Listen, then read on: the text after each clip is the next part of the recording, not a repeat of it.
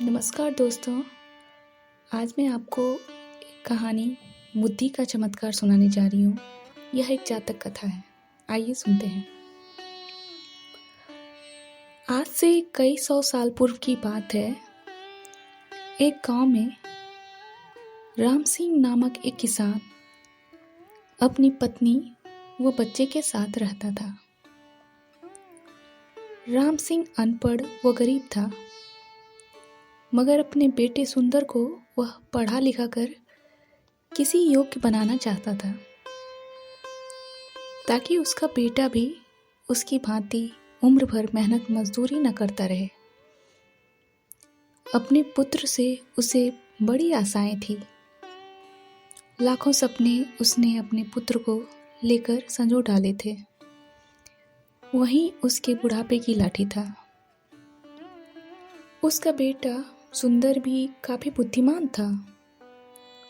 वह गांव के पंडित कस्तूरी लाल के पास जाकर शिक्षा ग्रहण कर रहा था।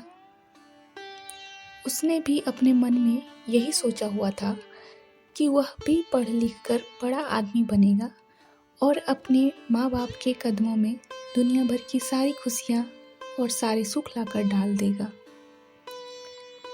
इंसान यदि किसी लक्ष्य को निर्धारित कर ले और सच्चे मन से उसे पाने का प्रयास करे तो वह उसमें सफलता प्राप्त कर ही लेता है। ऐसा ही सुंदर के साथ भी हुआ। वह अपनी कक्षा में अच्छे नंबरों से उत्तीर्ण हुआ। सारे गांव में उसकी वाहवाही हुई। अपने बेटे की इस सफलता पर राम सिंह का मस्तक भी गर्व से ऊंचा हो उठा। एक रात राम सिंह ने अपनी पत्नी से कहा, सुंदर की माँ, मेरे मन में सुंदर को लेकर काफी दिनों से एक विचार उठ रहा है। कहो जी, राम सिंह की पत्नी ने कहा। ऐसी क्या बात है? क्या सुंदर की शादी ब्याह का विचार बनाया है? अरे भगवान, शादी ब्याह तो समय आने पर हम उसका करेंगे ही, मगर अभी उसे अपने पैरों पे तो खड़ा होने दो। मेरा तो यह विचार है कि क्यों न हम उसे शहर भेज दें, ताकि वहां जाकर कोई अच्छा सा काम धंधा सीखकर कुछ बनकर दिखाए। यहाँ गांव में तो बस मेहनत मजदूरी का ही धंधा है। पढ़ने लिखने के बाद भी यदि उसे यही धंधा करना है तो पढ़ाई लिखाई का लाभ ही क्या है? हमारा तो अपना कोई खेत भी नहीं है जिसमें मेहनत करके वह कोई तरक्की कर सके। मगर सुंदर के बापू, सुंदर ने तो आज तक शहर देखा ही नहीं है। हम किसके भरोसे उसे शहर भेज दें? सुंदर की माँ कमला ने कहा। माना कि हमारा सुंदर समझदार और सूझबूझ वाला है, शहर में वह कोई अच्छा सा काम धंधा तलाश भी लेगा, मगर शहर में टिकने का कोई ठिकाना भी तो चाहिए। सुनो सुंदर की माँ, शहर में मेरा एक मित्र है। हालांकि हम दोनों वर्षों से एक दूसरे से नहीं मिले, मगर फिर भी मुझे उम्मीद है कि यदि मैं सुंदर को उसका पता ठिकाना समझाकर भेजूं तो वह अवश्य ही उसे शरण देगा और रोजी रोजगार ढूंढने में भी वह सुंदर की सहायता भी करेगा। बात तो आपकी ठीक है सुंदर के बापू, लेकिन मेरा मन नहीं मान रहा कि मैं अपने लाल को अपनी आंखों से दूर करूं। ऐसा तुम अपनी ममता के हाथों मजबूर होकर कह रही हो, मगर दिल से तो तुम भी यही चाहती हो कि हमारा बेटा तरक्की करे। इसलिए दिल को मजबूत बनाओ। सुंदर को शहर जाकर कुछ बन गया तो हमारा बुढ़ापा भी सुख से गुजरेगा। और इस प्रकार राम सिंह ने अपनी पत्नी को समझा बुझाकर सुंदर को शहर भेजने के लिए राजी कर लिया। उसी शाम सुंदर जब अपने यार दोस्तों के साथ खेल कूद कर घर वापस आया तो राम सिंह ने बड़े प्यार से अपने पास बैठाया और अपने मन की बात बता दी। सुंदर यह जानकर बहुत खुश हुआ कि उसका बापू उसे शहर भेजना चाहता है। वास्तव में सुंदर भी यही चाहता था कि वह किसी प्रकार शहर चला जाए और वहाँ कोई ऐसा काम धंधा करे जिससे उसका परिवार सदा सदा के लिए गरीबी से छुटकारा पाकर सुख भोगे। अतः पिता का प्रस्ताव पाकर वह बड़ा खुश हुआ और बोला, पिताजी, चाहता तो मैं भी यही था कि पढ़ लिख कर शहर जाऊं और अच्छी सी नौकरी करके घर की कमाई में आपका हाथ बटाऊं, मगर कहीं आप मुझे शहर भेजने से इनकार ना कर दें, यही सोचकर मैंने आपसे अपने मन की बात नहीं कही। मगर अब जब आप स्वयं ही मुझे शहर भेजने के इच्छुक हैं, तो इससे अधिक खुशी की बात मेरे लिए भला और क्या हो सकती है। मैं अवश्य ही शहर जाऊंगा। और इस प्रकार दूसरे ही दिन राम सिंह ने उसे दिन दुनिया की ऊंच नीच समझाई और अपने मित्र का पता देकर शहर के लिए विदा कर दिया। सुंदर काफी सूझबूझ वाला समझदार युवक था। अपने माता पिता के दुख दर्द को वह भली भांति समझता था।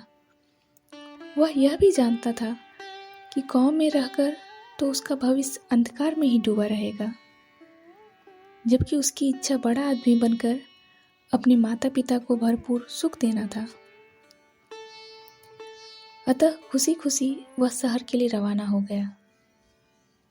शहर आकर सुंदर की आंखें चुंधिया गई। खूब भीड़ भड़क्का, सजी सवरी दुकानें, तांगे इक्कों का आवागमन। खैर, आश्चर्य से वह यह सब देखता सुंदर अपने पिता के कथित दोस्त से मिलने चला गया।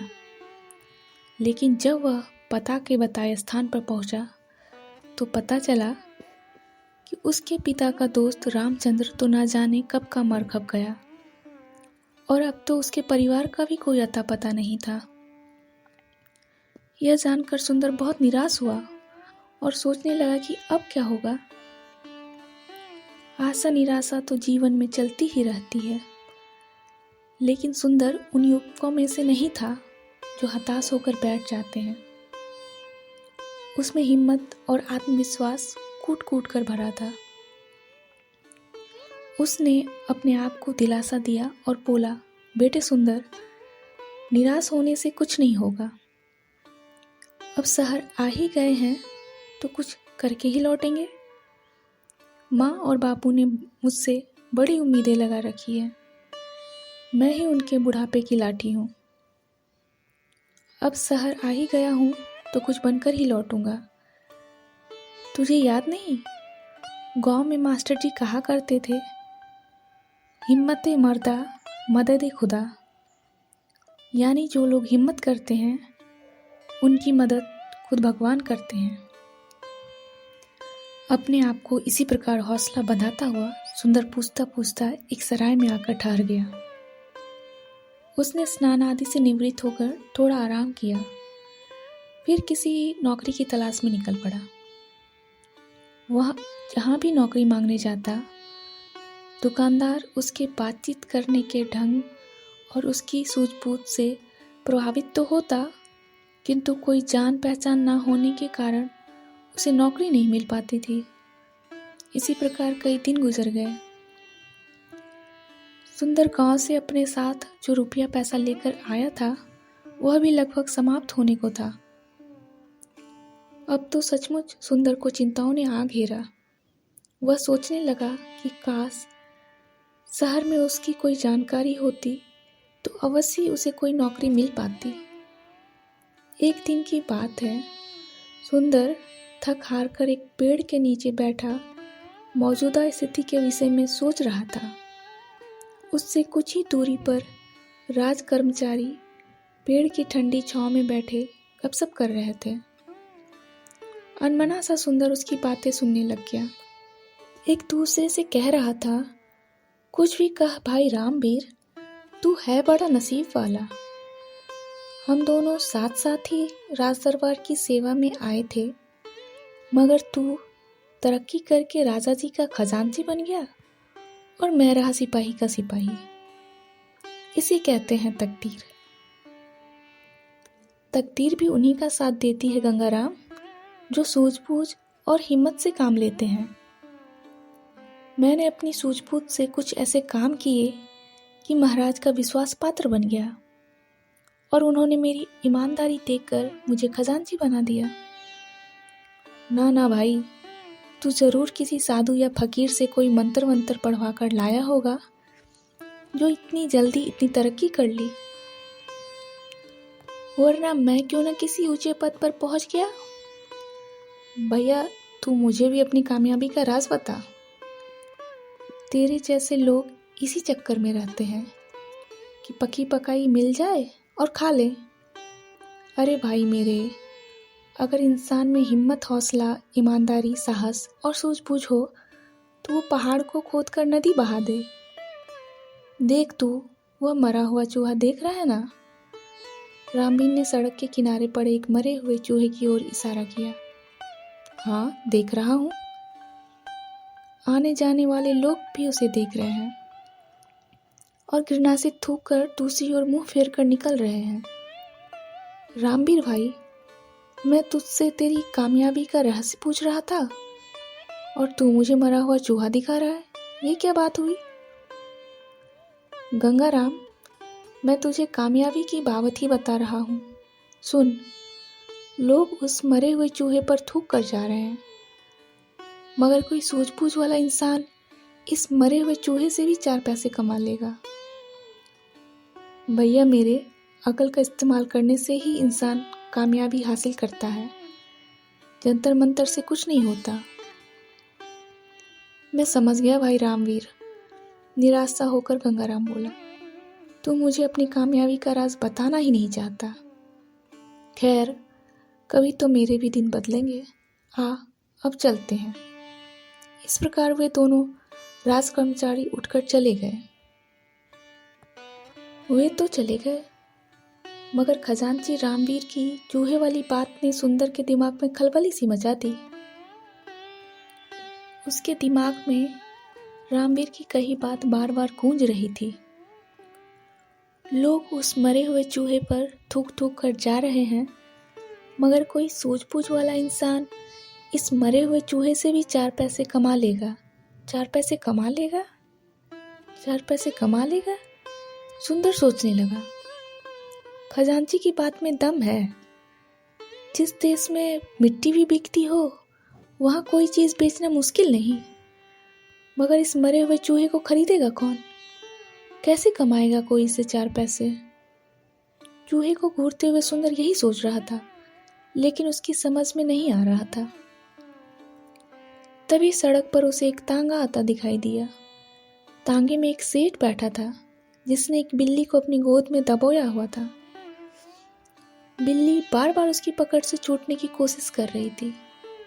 अभी गाड़ी सुंदर के आगे से गुजरी ही थी कि बिल्ली सेठ की गोद से कूदी और सड़क के किनारे की झाड़ियों में जा घुसी। अरे अरे तांगे वाले, तांगा रोको, मेरी बिल्ली कूद गई, सेठ चिल्लाया। तांगा रुका और सेठ उतरकर तेजी से झाड़ियों की तरफ लपका। अरे भाई तांगे वाले, देखो, मेरी बिल्ली उन झाड़ियों में जा घुसी है, उसे पकड़ने में मेरी मदद करो। सेठ झाड़ियों के पास जाकर बिल्ली को बुलाने लगा। आ आ, पुसी पुसी आओ। इसी बीच तांगे वाला और सुंदर सहित कुछ अन्य लोग भी वहां जमा हो गए थे। अरे भाई, मैं किसी खास प्रयोजन से इस बिल्ली को खरीद कर लाया हूँ, कोई इसे बाहर निकालने में सहायता करो। सेठ बेताब होकर एकत्रित हो गए लोगों से गुहार कर रहा था, जबकि झाड़ियों में घुसी बिल्ली पंजे झाड़ झाड़ कर गुर्रा रही थी। देख नहीं रहे हो सेठ जी, बिल्ली किस प्रकार गुर्रा रही है?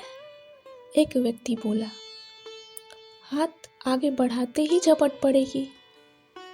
यह सब देखकर सुंदर के मस्तिष्क में राजा के खजांची की बात गूंज गई। कोई सूझबूझ वाला इंसान इस मरे हुए चूहे से भी 4 पैसे कमा लेगा। सुंदर के मस्तिष्क में धमाका सा हुआ और तुरंत उसके मस्तिष्क में एक युक्ति आ गई। वह सेठ से बोला, सेठ जी, अगर मैं आपकी बिल्ली को काबू करके दे दूं तो आप मुझे क्या देंगे? आए?